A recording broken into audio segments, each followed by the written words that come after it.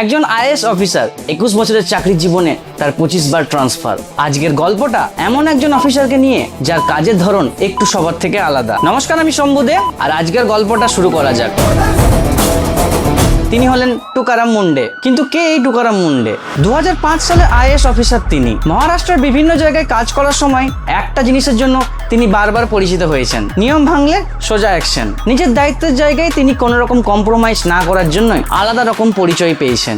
আর এই কঠোর কাজের জন্যই তার কেরিয়ারে এসেছে একের পর এক ট্রান্সফার। 21 বছরের চাকরির জীবনে তার ট্রান্সফার হয়েছে 25 বার। কিন্তু প্রতিটা ট্রান্সফারের কারণ যে একই তা বলাটা কিন্তু ঠিক হবে না। তাহলে এখন এত ভাইরাল কেন তিনি? মহারাষ্ট্রের এফডিএ কমিশনার হওয়ার পর ভেজাল খাবার, নকল ফুড প্রোডাক্ট আর সেফটির জন্য শুরু হয়েছে নানা রকমের অভিযান। রেস্টুরেন্ট ও হোটেল থেকে শুরু করে বিভিন্ন ফুড বিজনেসের ক্ষেত্রে কড়া পদক্ষেপ নেওয়া হচ্ছে। প্রতিটা জায়গায় দেখা হচ্ছে কোনো খাবার ভেজাল যুক্ত আছে কিনা। আর এই কঠোর কাজের জন্যই আবার আলোচনায় এসেছেন স্যার টুকারাম মুন্ডে। একজন অফিসারের আসল পরিচয় তার পদ বা ক্ষমতাই নয়, সে কতটা সততার সঙ্গে তার দায়িত্ব পালন করছে সেটাই আসল। কারণ ভালো অফিসাররা শুধু নিয়ম মানে না, প্রয়োজনে অন্যদেরকেও নিয়ম মানতে শেখায়। আর তাই একটা প্রশ্ন এখন উঠেছে, টুকারাম মুন্ডেকে যদি সারা দেশের ফুড সেফটি সিস্টেমের বড় দায়িত্ব দেওয়া হয়, তাহলে কি ইন্ডিয়ার ফুড কোয়ালিটি আরো ভালো হতে পারে? এর উত্তর সময়ই দিবে। কিন্তু এমন অফিসার দেশের প্রতিটা জায়গায় যদি থাকে, তাহলে সিস্টেম বদলানো অসম্ভব নয়। দেখা হচ্ছে পরের ভিডিওতে। আর খুব জলদি আমি